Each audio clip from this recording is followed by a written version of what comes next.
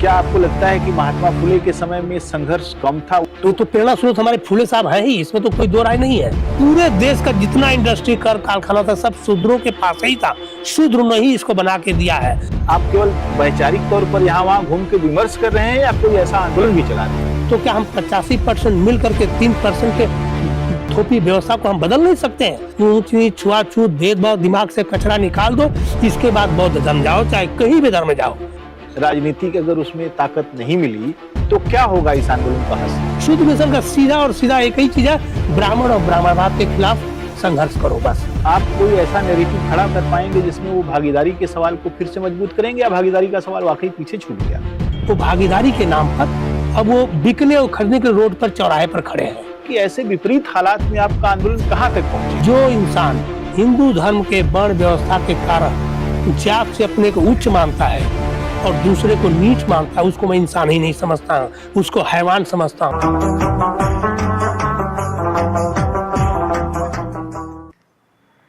भारत में हमेशा विचारों की रस्साकसी चलती रही है, और विचारों की रस्साकसी इसलिए चलती रही है कि भारत की सामाजिक संरचना और सांस्कृतिक विधान यहाँ लोगों को जाति व्यवस्था में बांटकर शासन करने की रही है। शूद्र वर्ण की बात जब हम करते हैं तो उसमें बहुत सारी जातियों का समुच्चय दिखता है। हजारों जातियां हैं जो मंडल कमीशन में जिनको चिन्हित किया गया, वे प्रायः या तो सछूत शूद्र के रूप में सामने आई या फिर अछूत शूद्र के रूप में। यह एक ऐसा कलंकित करने वाला शब्द है शूद्र, जो अपमान का बोध कराता है। लेकिन कुछ लोग ऐसे भी हैं जो इस शब्द के हिसाब से, जो इस शब्द के आधार पर अपनी एक वैचारिकी गढ़ रहे हैं और वह लोगों को एकत्रित करने का काम कर रहे हैं, और मानते हैं कि जो 6000 जातियां हैं जो सछूत और अछूत शूद्रों में बटी हुई हैं, अगर वे एक हो जाएं तो पूरी वर्ण व्यवस्था को ध्वस्त कर सकती हैं।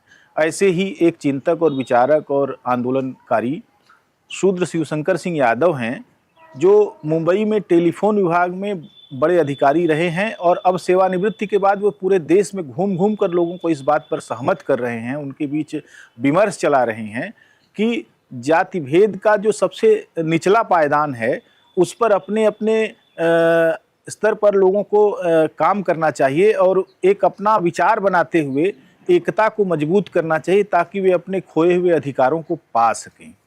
आइए हम शूद्र शिवशंकर सिंह से यह जानें कि उनकी यह वैचारिक निर्मिति कैसे हुई, इसका क्या आधार है जिसके आधार पर वे अपने आप को शूद्र कह रहे हैं, जबकि चातुर्वर्ण व्यवस्था में शूद्र सबसे निचली कोटि का पायदान है और वहाँ पर कोई जाना नहीं चाहता।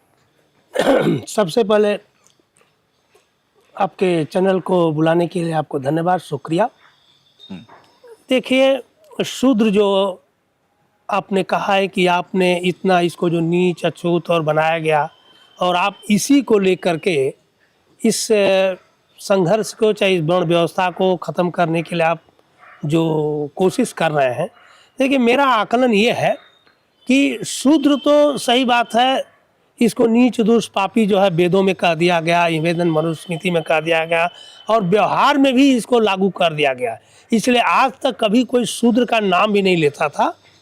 शूद्र को इतना, मतलब शूद्र भी शूद्र का कभी नाम नहीं लिया। ब्राह्मण क्षत्रिय वैश्य तो खैर वो कलंकित किया था, लेकिन मैं अनुभव किया कि शूद्र को जो है, यहाँ तक कि ब्राह्मण भी यज्ञोपवीत से पहले अपने को शूद्र माना है, और वो अपनी औरतों को भी जिंदगी भर जो है मनुस्मृति के आधार पर शूद्र ही माना है। तो मेरा ये भी तर्क था कि शूद्र से ज़्यादा तो हमारे देखा हूँ कि चमार शब्द हुआ, जातियों का हलखोर शब्द हुआ, चांडाल शब्द हुआ, भंगी शब्द हुआ, इसको तो शूद्र से भी ज़्यादा कलंकित किया गया है। लेकिन लोग, उस जातियों के लोग अब उसको गर्वान्वित कर रहे हैं, मान सम्मान दे रहे हैं, जगह जगह मीटिंग कर रहे हैं, उसको उनको जरा भी नहीं फर्क लग रहा है। तो मुझे लगा कि जब भंगी को हम गर्वान्वित कर सकते हैं, चमार को गर्वान्वित कर सकते हैं, और यहाँ तक कि जब हम हलखोर को गर्वान्वित कर सकते हैं, तो शूद्र को क्यों नहीं कर सकते हैं? कि ये जो आपके जो शूद्र के ऊपर जो कलंक लगा हुआ है ना, ये इतने सालों के बाद नहीं जा रहा है। आज के डेट में भी IAS IPS बड़े बड़े अधिकारी सर्विस में चले जाते हैं तो अपने नाम को छिपा लेते हैं। इस नाम के छिपाने के प्रति मेरा ज़्यादा आक्रोश रहा, और उसी के बाद मैंने इस मिशन को शुरू किया। इवेंदन मिशन को शुरू करने के बाद मैंने अपना नाम भी बदला। मेरा नाम कभी यादव सरनेम नहीं रहा, मैं शूद्र टाइटल लगा, शूद्र शिवशंकर सिंह यादव। एक ऑफिस खोला, गर्व से कहो शूद्र है, एक मिशन का नाम दिया। एक चीज़ मुझे जो समझ में आती है कि महात्मा ज्योतिबा फुले की जो किताब है गुलामगिरी, उसमें वे समस्त उत्पीड़ित जातियों को शूद्र अतिशूद्र की के तौर पर उनको परिभाषित करते हैं, और उन्होंने इस बात की तरफ भी इशारा किया कि ये सारी की सारी वे जातियां हैं जो पहले इन मजबूत थीं, खेती बाड़ी थी इनके पास संपत्ति थी, इनके पास शासन था, सब कुछ था। जितने भी अवतार हुए हैं उन सारे अवतारों ने, नरसिंह अवतार हो, परशुराम का अवतार हो, या तमाम सारे, उन सारे अवतारों ने इन जातियों को छल से इनके राजपाट को, इनकी संपत्तियों को छीन लिया और इनको इस हालत में लाके खड़ा किया जहां ये लगातार हीन होते गए। तो यह एक वैचारिकी दिखती है। तो आपकी जो वैचारिक निर्मिति होती है, क्या महात्मा फुले से होती है या उसके पहले से होती है? क्या है आपकी वैचारिक निर्मिति? देखिए, आपने तो हमारी बात को ही आपने खुद ही बोल दिया है कि फूले साहब जो शूद्र अतिशूद्र के बारे में जो उन्होंने आंदोलन छेड़ा था, रियली उन्होंने बहुत बड़ा संघर्ष किया है। वो तो मैं भी पढ़ा हूँ, उनको घर से निकाल दिया गया, वो इवन देन उन्होंने अपनी बीवी को पढ़ाया, उन्होंने स्कूल खुलवाया। तो उस आंदोलन से मैं प्रभावित काफ़ी हूँ। ये बात तो सही है कि फूले से शूद्रराज की जो क्रांति थी उसी को मैं भी आगे बढ़ा रहा हूँ। लेकिन एक चीज़ और है कि बीच में जो है इसको जो है लोगों ने शिथिल कर दिया था। ये तक कि जब मैंने अनुभव किया है कि जो भी वर्ण व्यवस्था के खिलाफ, जो भी मनुस्मृति के खिलाफ, जो भी समाज, जो भी महापुरुष आकर के आगे आए, बढ़े और उसको काम किया, फिर उसको मनुवादी व्यवस्था ने फिर से उसको उस रास्ते पर लोगों को भटका करके फिर से अपने उसी मतलब मान जो मनुस्मृति का संविधान उसी पर लेके चले गए। मैं आपको बता देना चाहूँ 1982 तक मैं जब बम्बई में पहुंचा हूं तो उस समय फूले साहब को माली समाज के लोग ही मान सम्मान, आदर सम्मान और जयंती नहीं मना रहे थे। जैसे कि आज भी ललई सिंह यादव को यहाँ का यादव समाज भी आज भी नहीं मान सम्मान देता है, न जयंती मनाता है। ऐसे ही ठीक फूले साहब के साथ हुआ। तो मैं अनुभव किया कि जिस महापुरुष को बौद्ध धर्म के लोगों ने, चाहे बुद्धिस्ट लोगों ने अपना लिया, अपने साथ सटा लिया और उनकी वैचारिकी को ले लिया आंदोलन के रूप में, उसको मनुवादी व्यवस्था जो है फिर से जो है बदलने की कोशिश करती आ रही है। तो और उन्होंने बदल दिया उसको। तो क्या आप मानते हैं कि फुले आपके ऐसे प्रेरणा स्रोत हैं जिन्होंने इस आंदोलन की प्रेरणा दी आपको? यस, जरूर। तो प्रेरणा स्रोत हमारे फुले साहब हैं ही, इसमें तो कोई दो राय नहीं है। जब आप ये मानते हैं कि महात्मा फुले ने इस वैचारिकी की नींव रखी, तो आप ये भी जानते होंगे कि महात्मा फुले ने आंदोलन भी चलाए। उन्होंने किसानों के ऊपर काम किया जो कि शूद्र थे। उन्होंने तमाम सारे ऐसे लोगों को अपने खित्ते में जोड़ा, शिक्षा के माध्यम से और दूसरे माध्यम से, जो कि अछूत थे और इस तरह के थे। मुक्ता साल्वे का नाम आप जानते हैं, वो माता सावित्री फुले की स्कूल की छात्रा थीं और उन्होंने एक वक्तव्य दिया था जो ऐतिहासिक वक्तव्य है। तब तमाम सारी चीज़ें हैं। तो मेरे कहने का मतलब कि आप वो जब महात्मा फुले इस वैचारिकी को जन्म दे रहे थे तो साथ साथ आंदोलन भी कर रहे थे। वो अंग्रेजी सरकार से चाहते थे कि भागीदारी भी मिले इनको, वहाँ पर उनके साथ न्याय भी हो। तो आप कैसा आंदोलन कर रहे हैं लोगों को कि उनको भी न्याय मिले? आप केवल वैचारिक तौर पर यहाँ वहाँ घूम के विमर्श कर रहे हैं या कोई ऐसा आंदोलन भी चला रहे हैं? देखिए, आपका बहुत अच्छा सवाल है। देखिए, शूद्र के बारे में सच कहिए तो हमारे वैचारिकी में फूले साहब का जो आंदोलन है वो है और मैं भी उसकी के रास्ते पर चल रहा हूँ। लेकिन सबसे पहले जो मेरा आंदोलन है, जो हमने देखा है हजारों साल से कि यहाँ पर हर इंसान के अंदर एक जो है मानसिक बीमारी, छुआछूत, ऊंच नीच और भेदभाव की हर जात के अंदर, हर इंसान के अंदर, चाहे वो सवर्ण हो चाहे बैकवर्ड, सबके अंदर बहुत गहराई से बैठ गई है। मैं इस वैचारिकी जो दिमाग में बैठ गया है, ऊंच नीच छुआछूत की भावना, सबसे पहले तो मैं उसको दिमाग से निकालने की बात सोच रहा हूँ। और हमने कम से कम 2-4 साल तो इसको मैं सिर्फ लेख के द्वारा कॉन्फिडेंशियल अंडरग्राउंड होकर काम किया, जिससे बहुत लेख लिखा, हर विषय पर लेख लिखा हूँ। कोई ऐसा विषय नहीं बचा होगा, चाहे इनका देवी हो, देवता हो, भगवान हो, धर्म हो, जाति हो, सब पर लेख लिखा। वो लेख मेरा पूरे देश में वायरल हुआ, गूगल पर गया। तो मेरे सबसे बड़ा संघर्ष जो है, सबसे बड़ा आंदोलन जो है, लोगों के दिमाग के ऊपर है। जब तक दिमाग में कचरा भरा रहेगा और वो कचरा जब तक हम निकालेंगे नहीं, तब तक परिवर्तन नहीं हो सकता, फिजिकल परिवर्तन नहीं होगा।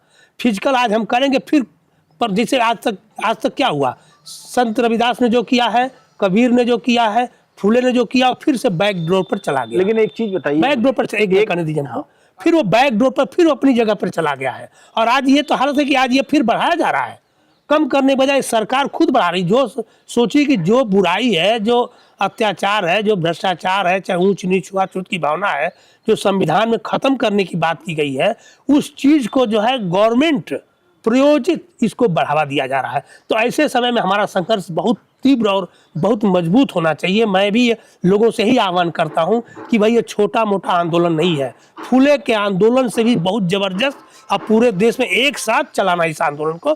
पहले अपने दिमाग की मानसिकता साफ करिए कि किसी भी तरह से आप किसी भी रूप में ब्राह्मण से किसी भी तरह से नीच दोष पापी नहीं है, क्योंकि आप जो है इस सदियों से जो है इस पृथ्वी पर जो हर चीज़ पैदा करके अन्न पैदा किया, इवन देन आपने दूध दही घी अनाज, यहाँ तक कि बिल्डिंग घर द्वार मकान जितना भी चीज़ें था आपने प्रोडक्शन किया है। इवन देन लोहार प्रोडक्शन किया, आपके कुम्हार लोगों ने बर्तन बना के दिया, बढ़ई लोगों ने बना के दिया, चर्मकार लोगों ने जूते बना के दिया।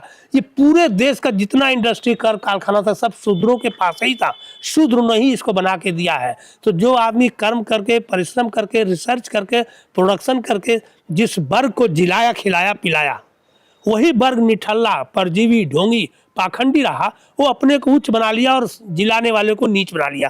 तो इस दुर्भाग्य को मैं बदलने की कोशिश कर रहा हूँ, जो आपके दिमाग में भर गया है, इसको पहले निकाल फेंकिए। और मेरा ये कि आप भी हमारी तरह आप शुरू कर दीजिए, देखिए बहुत जल्द परिवर्तन आ जाएगा। आपने अभी दो बातें की, एक तरफ तो ये कहा कि महात्मा फुले से ज़्यादा सघन संघर्ष अभी है। क्या आपको लगता है कि महात्मा फुले के समय में संघर्ष कम था? उस समय तो लोग अपने कमर के पीछे झाड़ू और गले में हांडी रखते थे, आज तो वो नहीं है। दूसरी चीज़ ये है कि जो जातियों के लिए काम तय हैं, आज की स्थिति में तो यह है कि बहुत सारे लोग, दलितों ने शासन भी किया, वैचारिकी भी है, डॉक्टर अम्बेडकर जैसा कद्दावर और महान व्यक्ति भी इसमें पैदा हुआ, और हजारों डॉक्टर और अध्यापक और प्रोफेसर और माने आविष्कारक वहाँ दिखेंगे, आपको हर जाति में दिखेगा। क्योंकि ये सारे के सारे लोग जो भारत दिख रहा है, असल में इन्हीं का भारत, इन्हीं का है, किसी और का भारत नहीं है।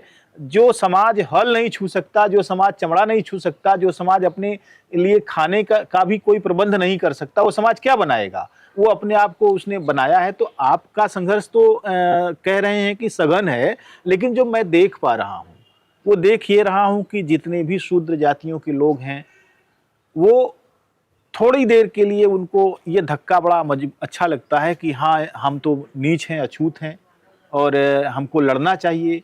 वो ब्राह्मणों को, ब्राह्मणवाद को समझते हैं कि नहीं समझते हैं, जाति व्यवस्था को समझते हैं कि नहीं समझते, ये बड़ा सवाल है कि वास्तव में उनकी क्या स्थिति है। लेकिन इतना ज़रूर है कि ऐसे तमाम सारे लोग हैं जिनका चरित्र एक तरफ तो यह है कि वो महसूस करते हैं कहीं ना कहीं वही समाज में दोयम दर्जे के हैं, और दूसरी तरफ ब्राह्मणों के द्वारा बनाए गए जो नियम कायदे हैं उसको फॉलो करते हैं। वो व्रत त्योहार पूजा पाठ और अखंड रामायण सब कुछ करते हैं, और अंत में वे उनके आगे झुकते हैं, वो चरणामृत पीते हैं। किसी के पैर का धोवन पीना ये गुलामी की वह मानसिकता है जिससे कभी कोई निजात अगर नहीं पा सका तो उसके जन्म लेने का कोई फायदा मैं नहीं मानता हूँ। तो आप बताइए मुझे कि एक ऐसे समाज में कुछ जो इतना जड़ है कि वो अपने ही खिलाफ तमाम सारी कार्रवाइयों में लगा हुआ है, तो आप कैसे उसको जगा पाएंगे?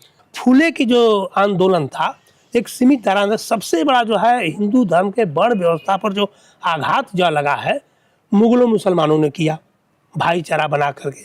फिर अंग्रेजों ने तरह तरह के एक्ट बना के किया, अंग्रेजों ने बहुत कुछ सुधार दिया है, बहुत सुधार दिया।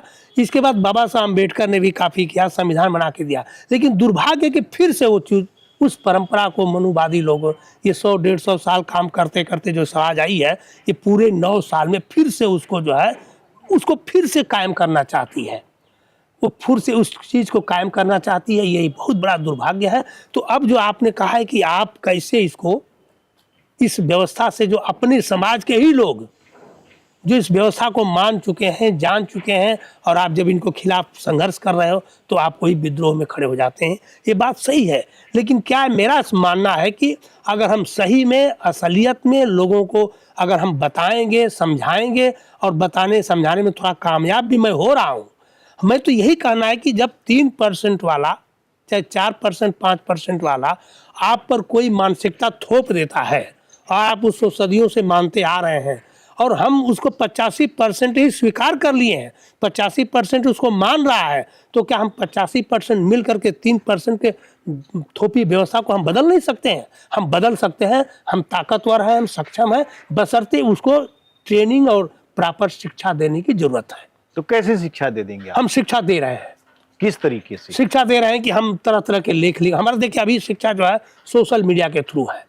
जैसे आपने भी, आपका भी जो आज वीडियो उसी का एक मतलब हिस्सा है। हम जगह जगह जा रहे हैं, लेख लिख रहे हैं, भाषण दे रहे हैं। अब तो हम एक संस्था भी बनाने जा रहे हैं। हम तो अब आगरा में सेंट्रल प्लेस भी बनाने जा रहे हैं, और वहाँ से हम पूरे देश के लोगों को बुलाऊंगा। वहाँ लोगों को अब तरह तरह के काम भी हम बांटने की बात करूँ। अब अकेले से नहीं होगा। मैं सोचता हूँ जैसे मैं अकेले जो है कम से कम 5%, 10% तो आपको उम्मीद है कि परिवर्तन हुआ है। काफ़ी मैं देख रहा हूँ उत्तर भारत के जो भी आपके पूर्वांचल में काफ़ी कुछ, जैसे शादी विवाह हो गया, चाहे ये तेरही हो गई, मृत्यु भोज, सब बंद हो रहा है। और काफ़ी, तो जब मैं 5%, 10% को जगा सकता हूँ, तो अगर हम सैकड़ों मिल जाएं अच्छे लोग, तो हम पूरे देश में इसको जगा सकते हैं। और हमें उम्मीद है, देखिए अब सबसे बड़ी चीज़ मुझे मालूम है क्यों गारंटी मुझे है कि जो वर्ण व्यवस्था, मनु व्यवस्था जो आधार है, जो देवी देवता भगवान का, ये बालू के ढेर पर है, और ये हजारों साल से उसको थोप करके एकदम सॉलिड बनाया गया है। लेकिन अब उसमें हम ठोक देंगे ना तो 100% भरभरा के गिर जाएगा। ये 100% गिरेगा। मैं आपको चैलेंज देता हूँ, राइटिंग में दे सकता हूँ कि एक न एक दिन भरभरा के जरूर गिरेगा व्यवस्था।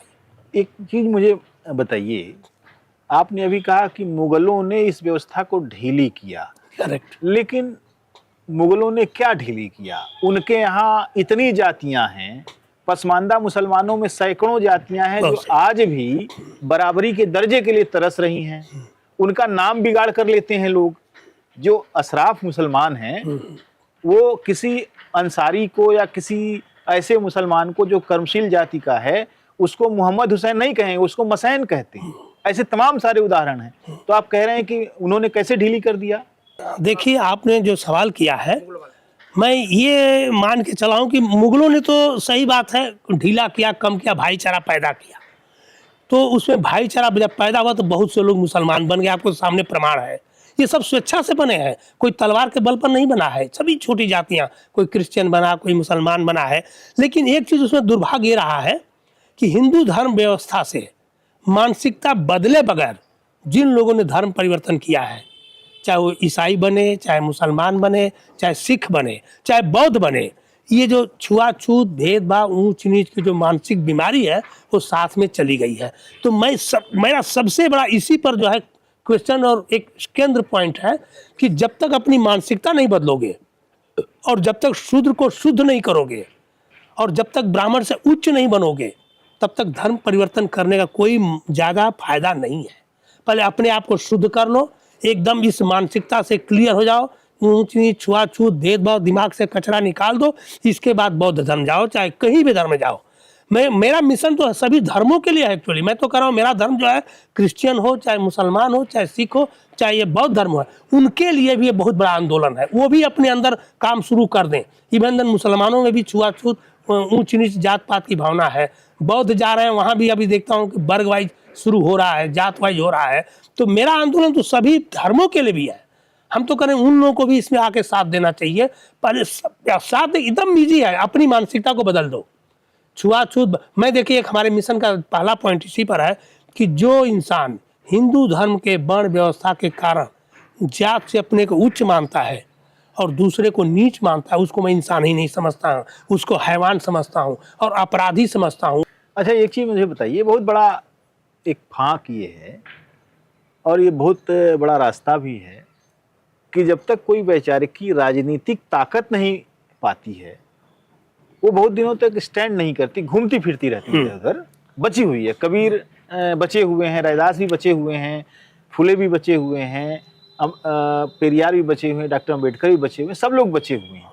लेकिन राजनीतिक तौर पर उनको बहिष्कृत कर दिया जा चुका है, बुद्ध को बहिष्कृत कर दिया जा चुका है। तो आप कैसे मानते हैं कि सामाजिक आंदोलन से पूरा का पूरा परिवर्तन होगा?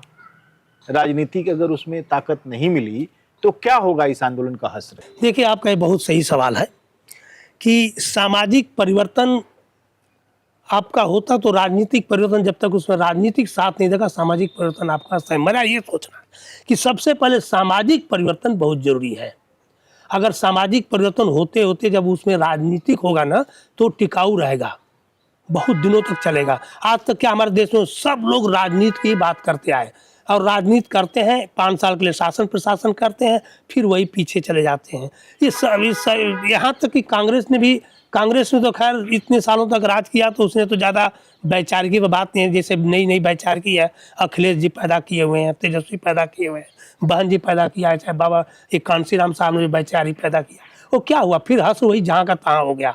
क्योंकि इसलिए हश्र जहाँ का तहाँ हो जाता है, फिर बैक डोर पर चला जाता है, क्योंकि वैचारिक क्रांति जो सामाजिक आंदोलन है ना, वो मजबूत नहीं है। जिस दिन सामाजिक आंदोलन मजबूत हो जाएगा और वो आंदोलन फिर अगर राजनीतिक परिदृश्य में जाएगा तो टिकाऊ रहेगा, परमानेंट रहेगा, और उसको फिर कोई हरा नहीं सकता है। एक उदाहरण के तौर पर हम तमिलनाडु को देख सकते हैं। करेक्ट।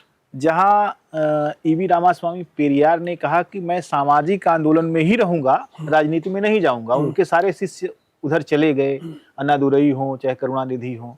और अभी जब हम स्टालिन को देखते हैं तो उसी परंपरा के तहत वो चीज़ों को कर रहे हैं, दिखते हैं कर रहे हैं। खास तौर से स्टालिन का उत्तर भारत को सबक देने वाला एक बड़ा जो कदम है वो ये है कि EWS, जिसके तहत केवल ब्राह्मणों को ही नौकरियां दी जा रही हैं। बाकी EWS का मतलब ये होता है कि सारी जातियों के जो गरीब लोग हैं, लेकिन केवल ब्राह्मणों को नौकरी दी जा रही है। तो इसके खिलाफ, इसके गैरकानूनी होने के खिलाफ उन्होंने सुप्रीम कोर्ट तक मुकदमा लड़ा, हार गए, अलग बात है।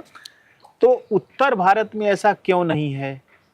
ऐसा क्या लगता है कि उत्तर भारत में कई सालों तक राज करने के बाद भी जो है न लालू प्रसाद यादव, न मुलायम सिंह यादव, न उनकी पीढ़ी कोई ऐसा कदम उठा रही है जिससे कहा जाए कि सामाजिक और राजनीतिक परिवर्तन दोनों साथ साथ हैं? ऐसा क्यों नहीं हो रहा है? देखिए, ये भी आपका सही सवाल है। मैं ये इस पर भी मेरा काफ़ी रिसर्च रहा है।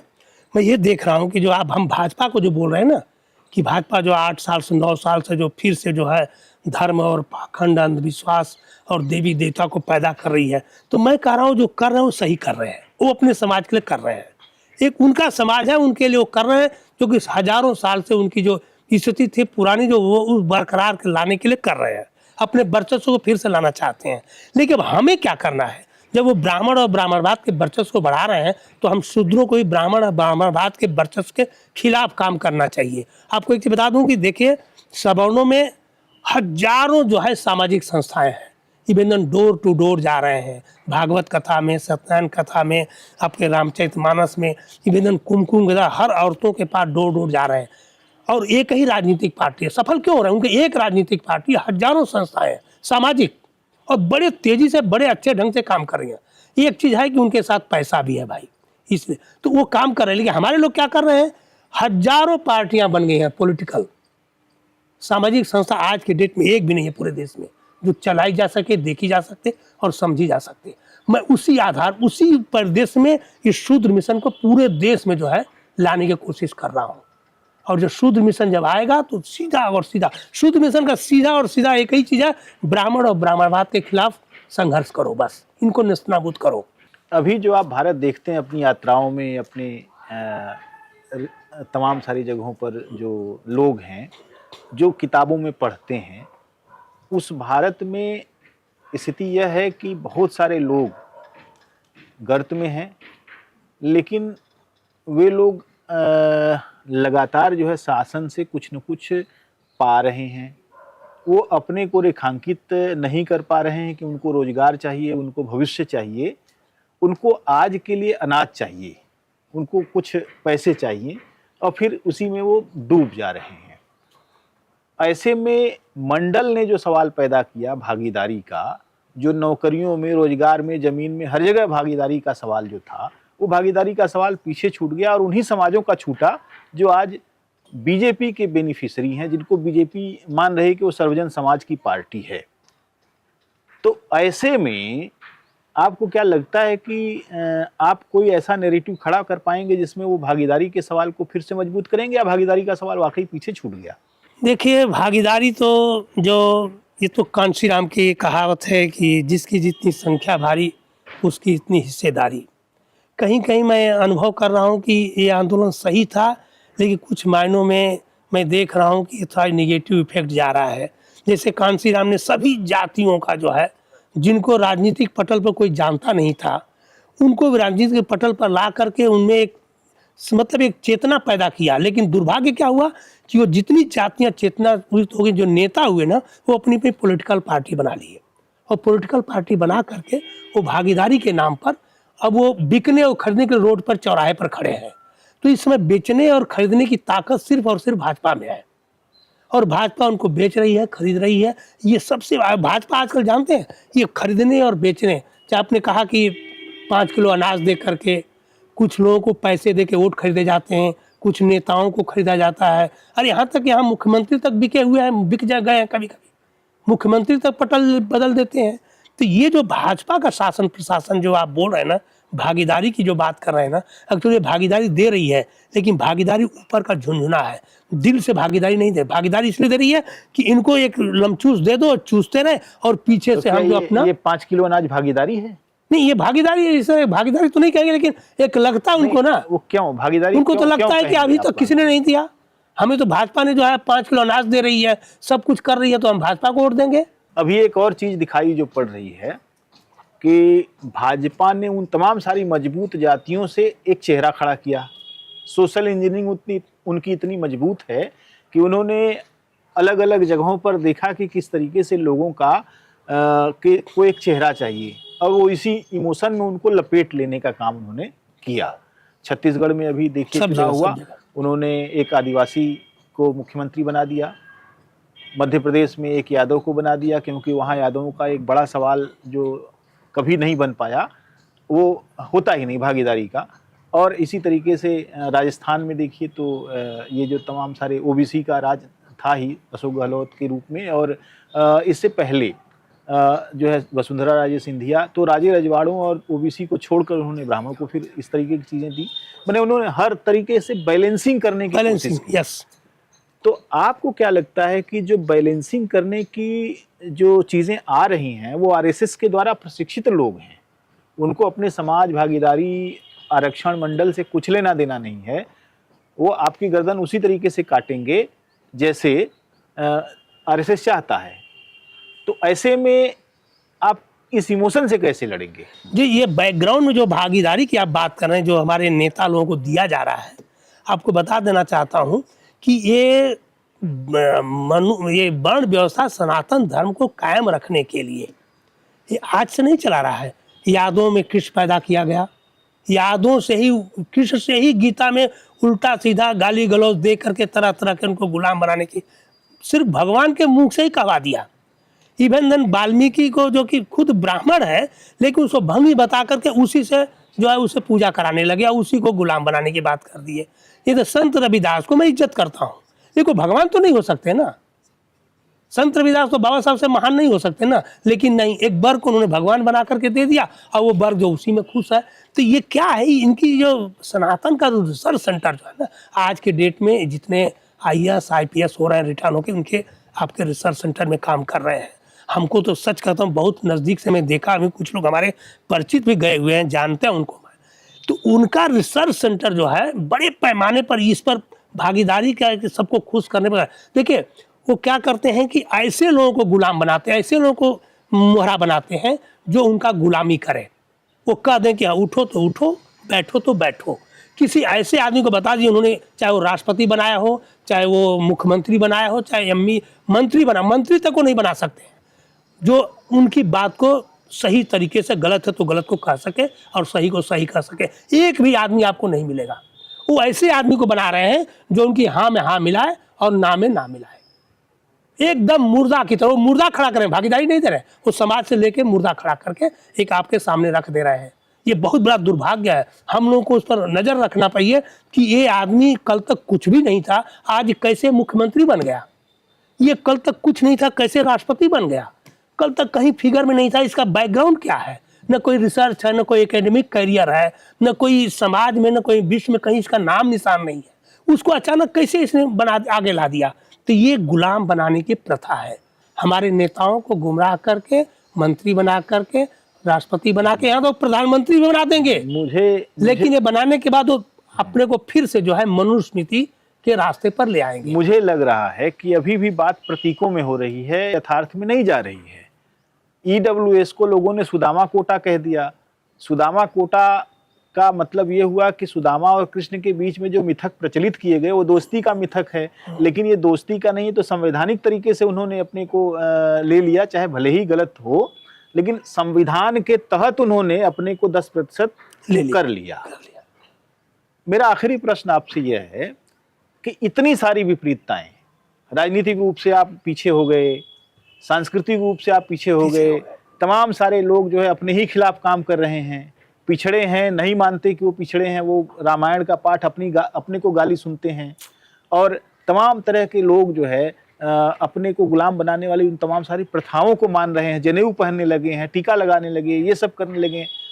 मेरा आखिरी प्रश्न यह है कि ऐसे विपरीत हालात में आपका आंदोलन कहाँ तक पहुंचे? देखिए, हमारा जो आंदोलन है, हम सत्य पर आधारित है, हर तरह से प्रूफ हो गया है, प्रमाणिक है। इवन लोगों में अब मालूम भी होने जा रहा है कि नहीं, सही में शूद्र ही देश का दाता है, शूद्र ही जो है मूल निवासी है, शूद्र ही जो है देश और समाज को दिया है, यहाँ का मूल निवासी है, कर्मठ है, प्रतिज्ञा, और पूरा प्राणी जात को शूद्र ही जिलाया, खिलाया, पिलाया है, ये माँ बाप की तरह सेवा किया है। तो अब इस आधार पर हम सत्य को उजागर करेंगे, सत्य को बताएंगे। ये 100% सत्य की जीत होगी, और जो झूठ फैला रहे हैं उनकी हार होगी।